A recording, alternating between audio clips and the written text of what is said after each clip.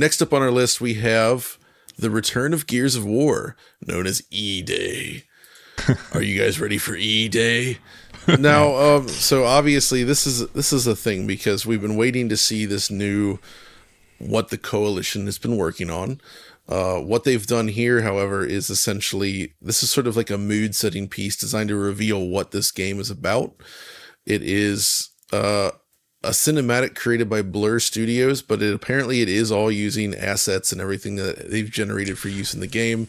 One of the Coalition members actually corrected Jeff Keighley's post on this about what it actually was. So it's pre-rendered, but we can't really judge what they're doing just yet, but it does give us an idea of the type of visuals they're going for, right?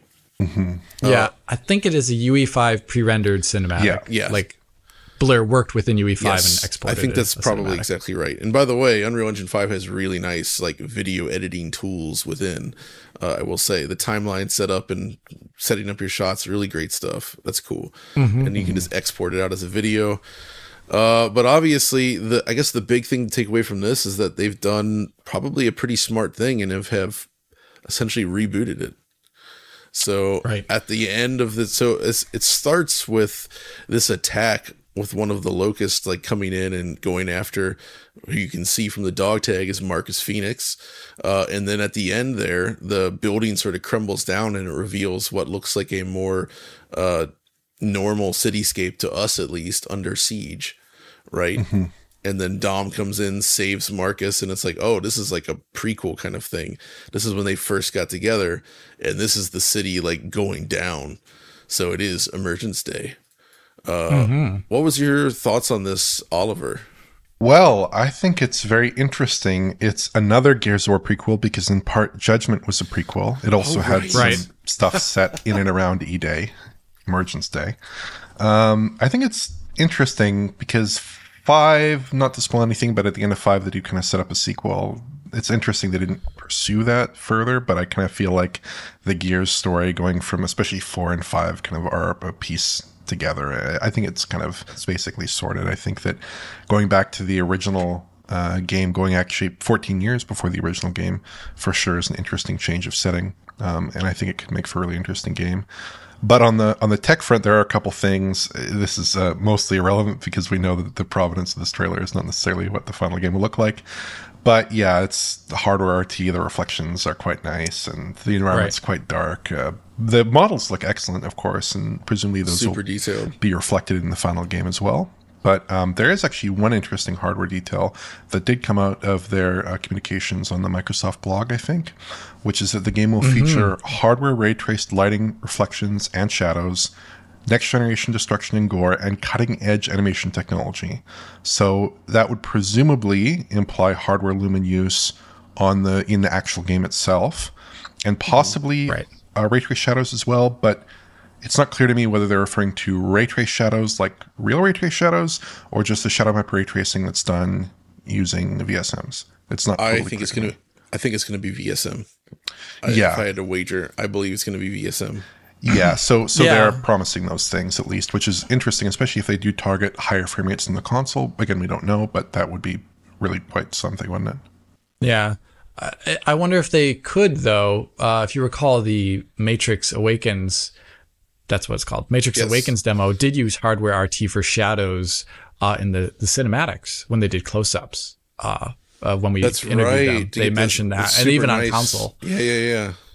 That's how they could get area light shadows, for example, from like fill lights for cinematics, and it definitely worked out there very well, I would say. So it's technically possible on console even, and I'm just curious then. This trailer, obviously, we know it's 30 FPS. We know it's Providence at this point.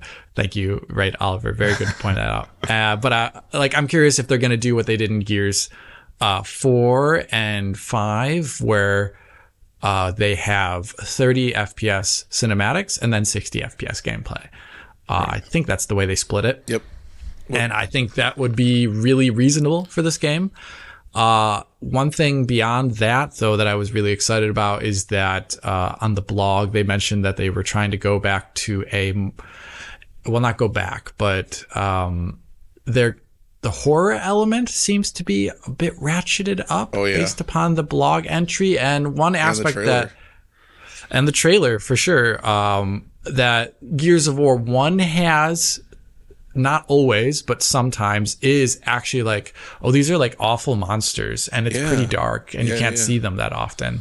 And I think that's something that you definitely lose going into 2 and especially 3, and definitely in 4, where you have like robots that are kind of silly. So I think them going back into that, and if they did actually, they could then have levels that are a little bit slower paced and less about cover shooting and more about like, a different style of combat. I'm curious if that is what this could be hinting at, actually, but it's just a cinematic trailer. Although thinking of cinematic trailer, there's that part about 1:07 where he's wrestling with the Locust, and the knife is right up against Marcus's face, and they sort of simulate the light bouncing off the knife and reflecting back onto him. And I'm like, is this just a flourish that they're able to engage in the trailer? Or is this actually will we see this sort of fidelity in the actual real-time cinematics? Would be really interesting. I mean, with path tracing, you can do a lot of things. With path tracing, you absolutely could. But yeah, I'm wondering. But then again, those types of things can always be simulated on a bespoke case-by-case basis, right? Fake, like it doesn't. Yeah, exactly. Just throw projection text out of his face for like need 5 to be seconds. anything. It just looks fine. But yeah, I'm loving the dark tone that they went back to, because I feel like that is something that kind of went missing. And I remember Gears 1, that time when you arrive in the second level, and I think we talked about this in the last direct, in the questions, where the krill fill the sky and everything just becomes this like, it really takes on this horror vibe. And then you work your way through that, and eventually you're making your way to that factory at night in the rain, and just everything feels really... Or like the bit around the gas station. Yeah. All of that stuff. Like, the original Gears has a really great vibe, and, I like the newer stuff as well, but it definitely lost that horror element, and it became a very different sort of vibe. So I think going back to that at this point makes more sense than continuing the 5 train. Because I don't think, I like Gears 5 a lot, but I don't think it was as well received overall compared to prior entries. So, very curious to see what they do with this. And this is a promising first look. I wish we would have seen some gameplay, but it makes you think this is still a ways off. As we know, as has been reported, they were working on there was rumors of a different IP or something at some point that they may have been working on, right? And then that was shelved, and then they decided to do Gears. So there could also be some, this is taking additional time just due to that as well, potentially. But I'm happy that they're back. I can't wait to see it.